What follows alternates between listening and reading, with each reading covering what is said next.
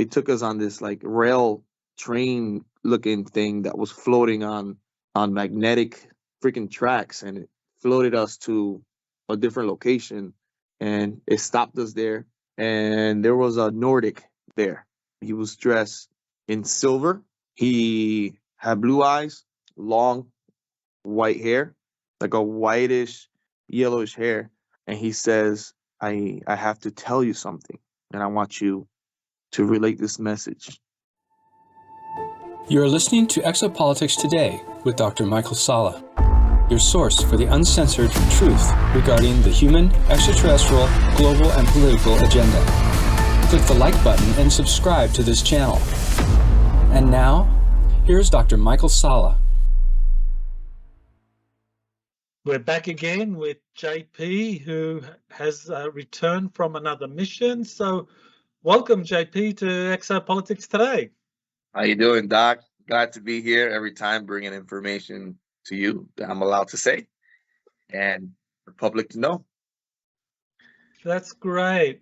Well, I know the last mission report you did, we talked about you going through some technology and having past life memories recorded, and you said something about long live the king, King Charles, and I believe you said it in an ironic manner, to allude to the fact that there were these seeds from the tree of life that was stolen, and this involved age rejuvenation, and I thought you were being just ironic saying that phrase because it was just after the coronation of King Charles III. But some people were kind of like a little freaked out by that. So you want to just elaborate on what you meant when you said "Long live the king"?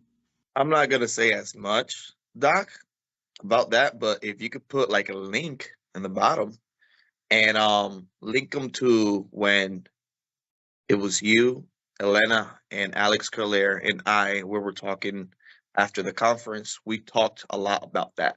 And sometimes we do have to be careful how we talk, and sometimes you can't say nothing wrong or negative towards any entity or anybody.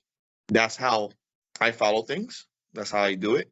I don't desire negative on nobody. I know a lot of people do wrong on Earth and on other places and on different realms. And I do not desire negative or nothing on nobody. Whatever that person or whoever does something wrong, they're going to receive what deserves to them, if you understand what I'm trying to say. It's always good, in a spiritual standpoint, to always think positive and say things that people will understand in different ways, if you understand what I'm trying to say.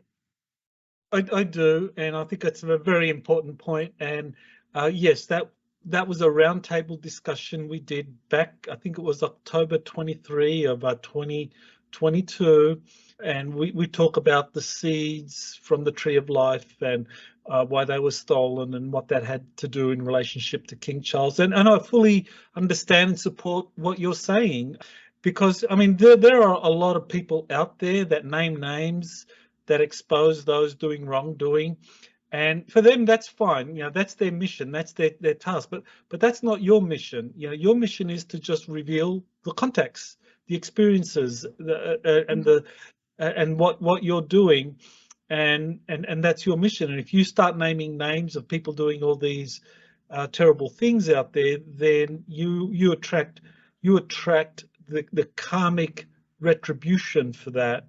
And that's funny, but even if you say something positive, you attract the negative. That's how it is nowadays.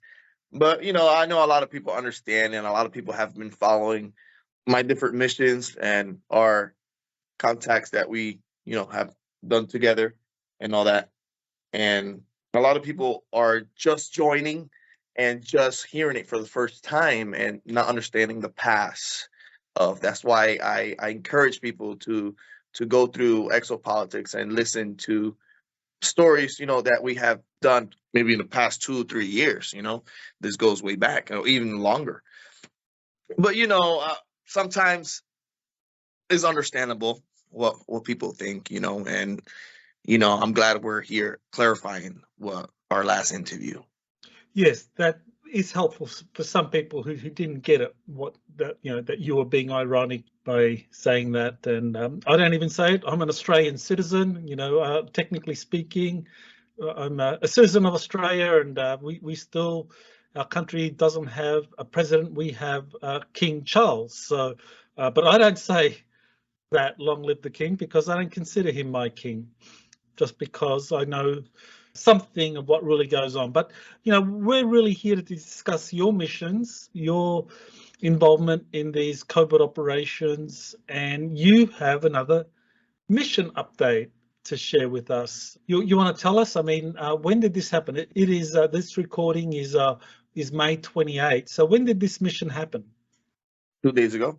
Can you tell us what happened on May 26th, which would have been a Friday? Yeah, I came back from Tampa. I was over there for a little bit. I was going back and forth, visiting friends. And on my way back, it's like a 5-hour trip around there. In the middle of getting back over here, I pulled over. I fell asleep in the parking lot, resting area. There was a white van, came up, parked behind me, and they said, "Let's go." I said, "Hey, is my car gonna get towed?" "No, it's not gonna get towed. Don't worry about it. Let's go. We need you. Let's go. We need to go out." We've been following you since Tampa. Everybody knows Tampa, it's where my first experiences happened and all that. One of the first experiences that I started talking to you about. Again, I encourage people to look in the past of stories that we have been putting out and all that. And you probably put the links like you always do, Doc. I appreciate it. I got picked up by the van, and I noticed a familiar face there. It was quite weird to see that familiar face. This was a family member, and he was in the van with me. And he's like, "Just keep it as it is. You know who I am, and just don't say nothing." I said, "Bro, but how is it possible that you're doing this as well?" He said, "Bro, man, I've been trying to hold it in, and I can't no more. So I asked to be part of the mission with you." I'm like, "Oh, crap. Okay." So I was surprised. I was surprised to see him there because he's related to me. Can you clarify something? I mean, is this, you've told me about some of your family members. Is this one of the family members that actually is serving in the military? No, it's not. But he has family that is serving in the military. He was suited up. He said, "Suit up." And I saw his rank, and it was a higher rank than me. I'm like, "Bro, but why you never told me?" Well, he's not my bro, but I call my family members, like bro and all that. And he's like, "Let's go. We got to go." So we took the van, and we drove like 45 minutes, and we took a black helicopter. We flew up, and we landed on the boat. It was a big boat. Can't tell you the name of the boat, and people know the location. It's a big boat, a big boat. We landed, and I said, "Hey, where are we going?" I can give you his name. That's the only thing I can give you. His name is Alex. So Alex is the name of your relative that actually isn't serving in the military, but had a higher rank than you. For the mission, he had a higher rank than you. Well, when I say rank, there's different levels of when you go to these missions. You don't really follow the rank of not the military, but you follow a different rank system. And it's a rank system on experience and what you have been through. So I was quite surprised when I saw him with a higher rank than me in this particular mission. Okay, that's a very important point, because that is something I've come across before. William Tompkins, He was a second-class seaman, but because of his expertise and his abilities, even though he was an 18-year-old second-class seaman, he did these covert missions. And when he was on these covert missions, he had the rank of a lieutenant commander. That was back around 1943 when he was serving out of Naval Air Station San Diego. So his regular rank in the U.S. Navy was as a second-class seaman. But when he was doing these missions, he was taking briefing packets to different bases. He had the rank of lieutenant commander. So it sounds like your relative Alex, he had much more experience, and so he had this higher rank. So yeah, what we need to understand is also, Doc, I know you're familiar with this, but we also have these people, everybody that goes through these programs, they go through these 5 years and back, 10 years and back, 15 years and back, 20 years and back, and they gain rank on these years and back and forward, and they gain experience and they gain more knowledge than other people. So I know Tony is more familiar with that. He knows more about that information. Tony Rodriguez, who did a 20 and back, and he served on Ceres, with the planetoid Ceres, for 13 years as a slave as part of the Dark Fleet merchant ship. So yeah, there's 20 and back, there's 15 and back, 10 and back, 5 and back. There's a lot of different years and back. If you get into that, your brains will, it's amazing the technology that we have, and it's not out yet.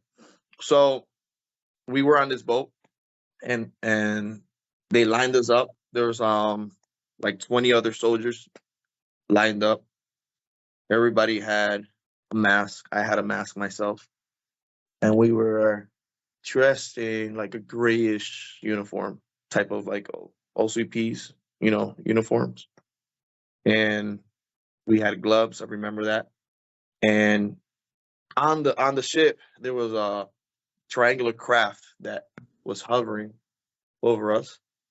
And this triangular craft hovered, and it came down to the level right next to where the helicopter was, but right next to the ship over the water. And it hovered, and a door came out like a shape of an L, and then it spread out, and it was on the ship. And it was following, like, it was cool because this PR-3B was following the same movements of the ship in the waves when it connected the L shape, ramp to it. So it was floating with the ship and connected with the waves of movement, the movement of the ship. So I noticed that it connected when it touched the ship. It started doing the same movement, but it was stationary and the ship was moving, and we were watching it coming in. So that was quite interesting. I never seen that before. It came down. I'm going to explain it one more time. It came down, it connected to the ship, and then it started doing the same movement of the ship. So we saw that, and then everybody started going in to this. It was a bigger TR-3B. It was huge. I noticed that.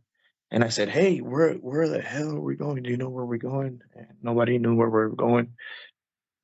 And we sat down, and everyone was looking at each other, like really scared. Yes, Doc. Yeah, I just wanted to kind of like repeat that for people that are trying to follow what's happened. So you land on the ship. You were taken there by a Black Hawk helicopter. You land. There's 20 personnel all there, and you're giving these OCPs, the occupational camouflage pattern uniforms. You put those on. What other equipment were you given for this mission before you got on to the TR-3B that flew up there? We did not have no weapons. When we went on the triangular ship, they had weapons there for us, already connected to the ships. That is part of the inventory of the ship as well. The ship carries certain inventory that is for the ship itself and for the occupants, that when they These weapons that they give you from the TR-3B, I don't know if I ever told you this, but they have when you touch them, everybody's connected. Like it's like a radio. The grip can sense the heartbeat of your hand and your heart pressure and all that. So they'll know by you carrying this weapon, and it has a type of GPS. So this weapon that they give you is, like a smart gun. well, is a really smart gun. It has sound, a kind of weapon that you can manipulate the sound to it, and you can make anybody throw up. It's like a type of ray gun, but you can see it in the infrared, you can see it. You can see the heat, but you can see when you shoot it. It's like a laser. But it's not like a Star Wars laser type of gun. It's different from an M4. It's not no bullets involved. It has like a battery pack, and this battery pack lasts for days on it. So is it like a microwave gun where you have different settings on it, and one setting is you can make people sick, another setting you can make them kind of run, or because they get heat or whatever, or make people turn crazy in a way, like madness, like get when it attacks the pineal gland, it changes everything. It's insane technology. It's crazy. We have naval ships that have zombie gun. I mean, you can literally turn people into mindless zombies. Is that what you're saying? No, not zombies, but like they'll just become insane, like screaming and running around the place to give their location out. We can just, like, say we're in a wooded area, we just spray this weapon out. We could just hear people screaming out of nowhere, and we know the exact location. It's a cool weapon. I just hope people don't use it in the wrong way. We just have it for protection. So we took the TR-3B and we landed on this island. I don't know what island was this. It was closer. I know it was cold island. You could see a lot of buildings, military personnel working and all that. This is somewhere in the Atlantic, South Atlantic. When you get off of Puerto Rico, South Atlantic. It took us like an hour to get there with the TR-3B. So when you say South Atlantic, and it took an hour to get there on the TR-3B from that location, somewhere in that kind of Tampa area. Not Tampa area, the Gulf, somewhere in the Gulf. The Gulf, somewhere in the Gulf of Mexico. So an hour. So it's South Atlantic. We're talking off the coast of like Argentina or Brazil. Yeah, but a little bit farther next to like Africa, or like more in the middle. Okay. Kind of like the South Atlantic, right down, kind of like Falkland Islands. We have a couple islands there that are not showing on maps, on Google Maps or nothing like that. They're quite big islands, and probably the half the size of Puerto Rico or the size of Puerto Rico. There's islands there that are not shown by Google Maps or any kind of maps or any kind of satellite. Quite interesting. There's a lot of islands around like that they just appeared, probably using the same technology that China was doing to create an island, but it's been there for a while, the island, because the buildings, they were really ancient looking. It looked like, I don't know if you've ever been to Egypt or Israel, when you see the ancient type of buildings and how it was built. So, but the base was in between these buildings and all that. It was kind of cool. And we had other ET races there working, Nordics working there as well.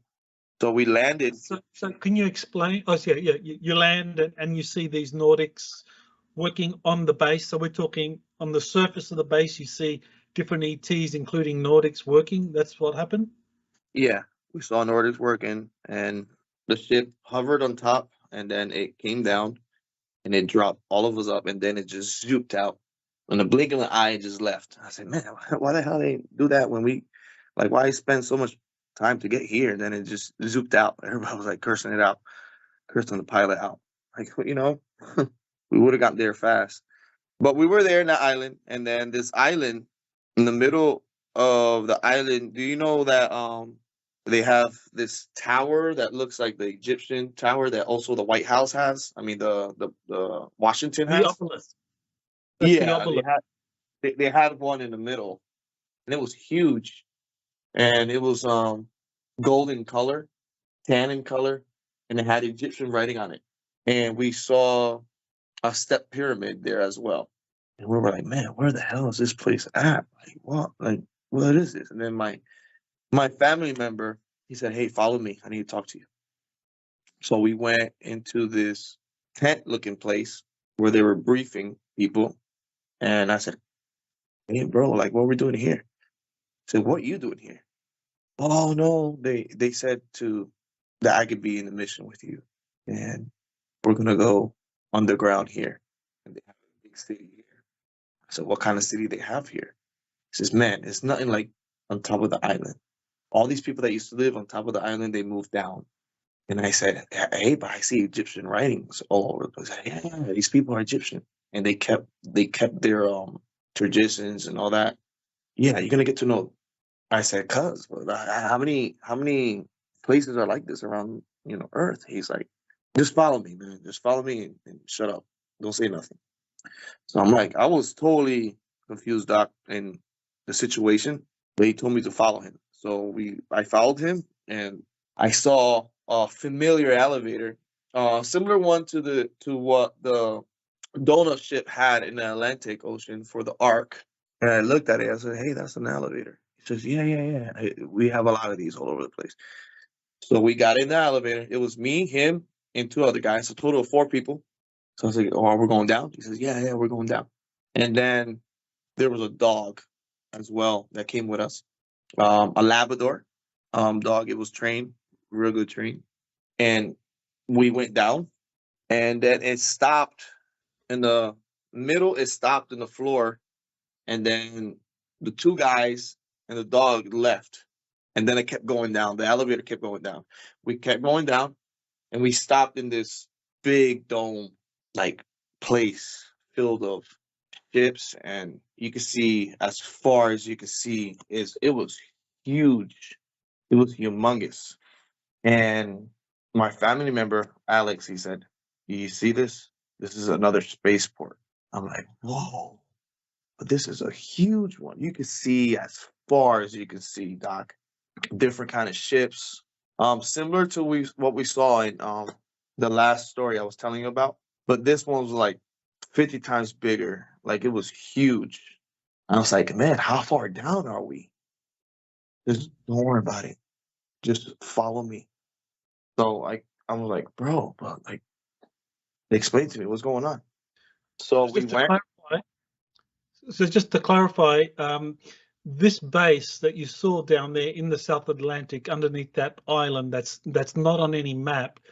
That this base was much bigger. I mean, than the spaceport that you saw in that Alabama, Mississippi, Tennessee area. That was a spaceport that used stealth, and craft could come in and out through some kind of light or laser device through the base into the upper atmosphere. But here in the South Atlantic, a much bigger base. You said what, 50 times bigger? So that's enormous. It's huge. So I went with my cousin, and we stopped, and we saw this, and then 2 people approached to us. They were pissed off. They were mad, and they grabbed us like forcibly, and they started talking like this weird language. I did not. They sounded like it sounded like similar to that. The sound, I can remember that. Like, they started talking like this weird language. Now, you said there were 2 of them. There were 2 of them, but there were 20 of you guys that got off the ship in these uniforms with these special weapons. Mm-hmm. So was it, that these 2 guys from the base, did they kind of stop you? No, yeah, these 2 guys from the underground base, they were not dressed as us. They had robes on and all that. In the elevator, only 4 of us came down with a dog. They stopped midway. 2 of them left, and then me and my family member, we kept going down, and we stopped in this big ass port that you can see as far as you can. And that's when we got approached by these 2 other people dressed in robes, and they started talking this weird language, and they grabbed us by force. We did not have our weapons. We left our weapons on top of the island. We went into the elevator without these weapons. He grabbed us by force, and they put us in this box. And we were both there until Saturday. We did not eat nothing, drink nothing. We had to pee in the corner. It sucked. I don't know why they had us there, but we were there for probably 22 hours around there on Friday to Saturday. And we were confused why they had us there. So this box was like a prison cell. Can you say anything more about it? I mean, what was it like clearly a prison cell with the amenities to hold prisoners, or was it just like a temporary box shelter that it was like a temporary metal box, a box. It was metal. Like the whole thing was metal, cold as shit. You can touch the wall, and it was vibrating. I was trying to get the hell out of there. I don't know what was going on. I was touching the wall. I was like, why the hell? I was arguing with my family member, Alex, and I was like, why the heck you brought me here? He says, just be quiet, bro, and just be calm. That's it. Don't worry about this. I'm like, okay, but we're stuck in here. I don't know how long we're going to be here. So I was just trying to, knocking on the walls, trying to do Morse code, trying to do, I even screamed out loud. I was driving my family member crazy. He was just calm. And they open up the box, because for one, I was scared for the oxygen to run out, and it felt tight, and I was already feeling dizzy and all that with all the CO2, and I was worried about not having food. It was crazy. It was a crazy experience. And they opened up the door. We were so weak. I was so tired and weak, and I did not want to fall asleep because I just did not want to fall asleep. My cousin, he did not want to fall asleep either. So we went there. They took us out, and they lined us up, and I could understand what they were saying. Okay, they fasted enough to see what they needed to see. So the reason they put us in the box is to have us pure without no food or something like that. I don't know what the hell they wanted to do with us without no food and all that, but they just wanted us fasted, I don't know what that has to do with some ET races or, fasting or anything like that, but they wanted us kind of pure. So they took us out, and they drove us in this type of train they took us on this rail train looking thing that was floating on magnetic freaking tracks, and it floated us to a different location, and it stopped us there, and there was a Nordic there. He was dressed in silver. He had blue eyes, long white hair, like a whitish yellowish hair, and he says, I have to tell you something, and I want you to relate this message. And I'm like, I looked at him, and I said, you made us go through what we went through. Why you didn't tell us that we were going to go through that? He says, you need to have patience. And I'm like, oh, I was just stressed out, Doc, about the whole situation. And the Nordic was looking at me. He says, soon we're going to be moving and taking our ships on different types of volcanoes and on different kind of bases, military bases around the world. And we want you to know that we're here not to cause harm, but just to give protection and to teach. And we're going to start picking up a lot of people and showing them this type of technology, and we're going to share. And I asked him, where are you from? And he says, I'm from a place that is way older than you. I don't know what that meant, but he said, I'm from a place that is older than you.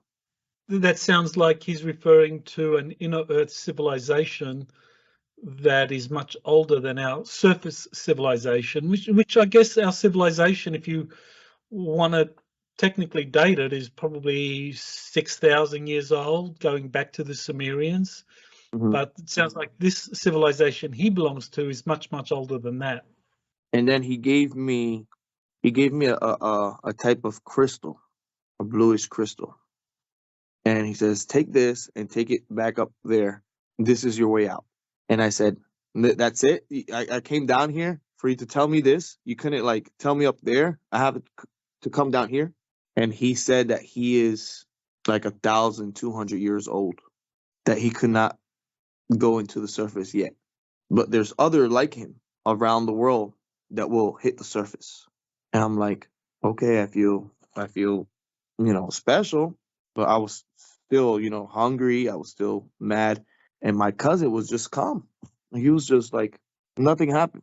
Okay, so that kind of like does make some sense that you were put in that box for nearly 24 hours because your vibration needed to be cleansed, so that when this elder from that inner Earth civilization met you, who's what, 1,200 years old, that your vibration wasn't going to be too jarring for him, that it wouldn't be too disturbing, because I guess that he would need to be protected to a certain extent from people from the surface whose vibration was very strong and maybe jarring or disturbing in some way.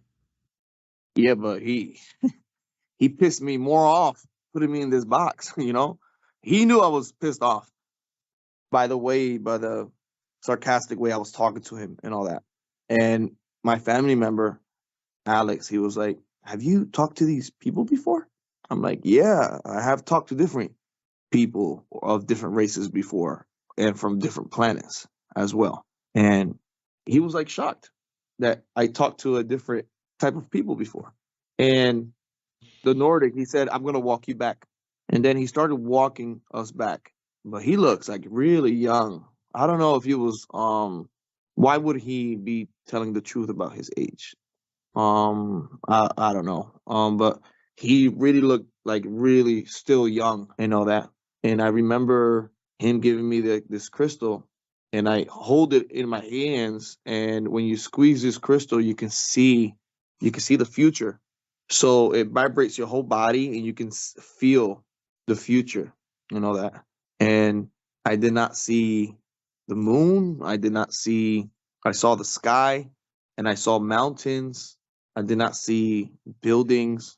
In the distance, I saw futuristic cities, flying building, like structures, like flying around. It was weird. And then I just gave it to my cousin, and he has it. And the Nordic said, remember what I told you? We're going to be visiting the bases and all that. And that's when it was weird. It was weird because during that same time, there was that incident with that Marine base getting visited with a type of big UFO, unidentified flying object flying over it.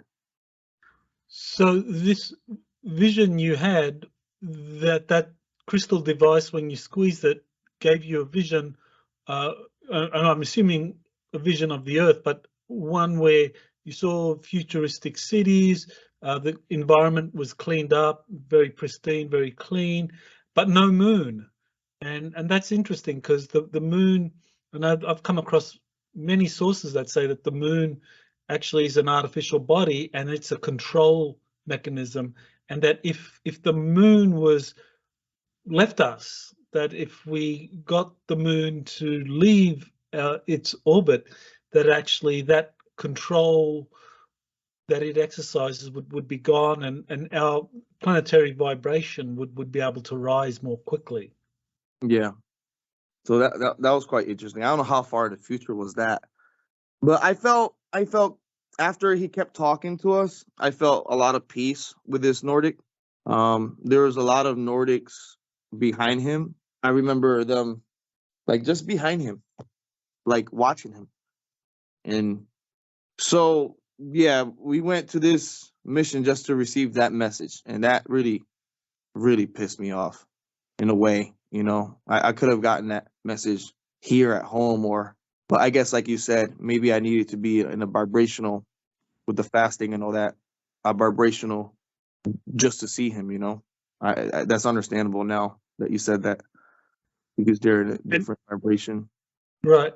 So this Nordic being that you saw, I mean, we're not talking Nordic in the sense of an extraterrestrial. We're talking Nordic in the sense of someone that's human, but looks Nordic, but is part of an inner Earth civilization that is very, very ancient. And now maybe they are working with Nordic ETs, and their ships are going to be revealed much more frequently now.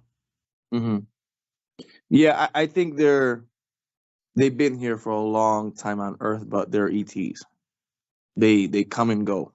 They go and come and come and go, and they're scattered all over the world, inside Earth and outside, flying these ships and all that. And there's a lot more different ETs flying around. And don't forget about the drones coming out from the arcs as well. That's quite interesting. Mm-hmm. So we went back on the elevator. We went back up, all the way up. Me and my family member, and the other soldiers that came with us, they were nowhere to be found. So the TR-3B picked us up again. We got in the TR-3B. We went out of the atmosphere of Earth. We went around Earth like twice. Then we went to the location of where the Navy ship was. We got out. Quickly, we got into the helicopter and quickly took us back to the location, drove us back to where I was parked. And then I it's funny because I text my family member this morning, and I said, "Hey, that was freaking cool." And he's like, "What are you talking about?" And like he doesn't know about it, like if nothing happened to him. So that was quite weird. Maybe he don't want to be part of this closing or anything like that, or he's being watched. But I try to text him, I try to call him, and every time I talk about the situation, he says that I'm crazy and that he doesn't know what I'm talking about. That's very interesting. But this family member, he arranged this mission for you. I mean, that was it was done under his authority. So that is very interesting. I mean, he could be just kind of like maintaining secrecy, or maybe his memories were wiped, or after each mission his memory is wiped or something. Or it's very strange. That is we grew up in the same place. We're close family members, you know. But I never would have thought that he was part of this as well. That is interesting. Well, I He's guess he's like a year older than me, a year and a half older than me. 2 and 1. It's quite interesting. It is. That is fascinating. Well, I know we're going to be releasing this around the same time as your book, or as my book about your life, about when you first contacted me in 2008 is coming out. So it'll come out on June 5, which is when this interview will be released. And so, you know, that's where I present all of the missions, or many of the missions that you've told me about since 2008. So it's been 15 years now that you've been telling me about these missions, and you've given me a lot of photos, you've given me some videos, and yeah, I've recorded it and you know, kept notes of it all. So now it's all in a book form, so people that want to learn more about JP's past, when we first began communicating, what happened, look at some of the documentation going all the way back to 2008. That's all inside this new book that I've released, which is about JP's life. That's called U.S. Army Insider Missions. It's quite interesting you're doing that. For me and for everybody that wants to know about what's really happening. That's really, really nice of you. I really appreciate your job, and I really appreciate what you're doing for this community also. And it's funny that you say that, because somebody called me and says, if you wanted to do like a movie about this. I'm like, I don't know about that. Like somebody called me and asked me if they wanted to do a movie about the story and all that. I said, you have to talk to Doc. He's it is what it is. But that's quite interesting. A lot of people are going to know about my life story, and I've been telling you for the past 15 years, and it has a lot of connections with now that we're finding out that there's connections in every part of how this was happening. Quite interesting. Well, it's been quite a journey. Your transition from a civilian, where you were having these experiences, and then your decision to join the army, so that you could learn more, be exposed to more, and to reveal more. So you've got an incredible mission or life purpose that you are fulfilling in revealing the truth about the extraterrestrial presence, about secret space programs, and you are very pivotal, I think, to the full disclosure that is coming to our planet. So I want to thank you on behalf of my audience, JP, for everything you do and your courage. And this does come with risks, and we don't want to talk about what's happened to you, but definitely it's not an easy thing. And so I again just want to applaud your courage and dedication to getting the truth out there to the rest of humanity. Yeah, it's hard. It's hard, Doc. A lot of people go through this in the past and in the present. I have to stay inside my house 24/7 because there's cars following me all over the place. People threatening me. It's quite tough. You don't know who's who. But I thank God everything is I'm getting permission. It's not like I'm not protected. I'm protected by a lot of people. So as long as I get the green light, to talk to you, I feel safe. The moment they say I can't talk to you no more, that's when I guess I can't. But so far, I'm getting the green light, not the red light, on certain things that I can talk to you about still. There's other things that has been happening to me that I don't have the red light to tell you about. And it's involving people that a lot of people know, certain celebrities, not celebrities, but everybody's playing a role on certain things that is really hard to talk about. I don't have the green light yet to talk about that. And also, this passes from different countries as well. Brazil has a major story as well about this. There's a lot of stories in Brazil that I don't have the green light yet to talk about. And I can't wait when they said, okay, you can talk about this. This is coming out. Boom, boom, boom. All right, you can talk about this. And it's going to be quite interesting when that happens. And now with this development with my family member being part of this, we do carry the same blood, from one part of our family member. So there's something there, And then my father had experience in Puerto Rico as well. I remember me telling you about this. He saw a big ball of fire coming out from a lake from Puerto Rico when he was younger. And he followed this ball of fire, and the ball of fire disappeared in the lake of Puerto Rico. And that experience changed his life totally. And he's working for the government. I can't tell what agency he's working for or who he's working for.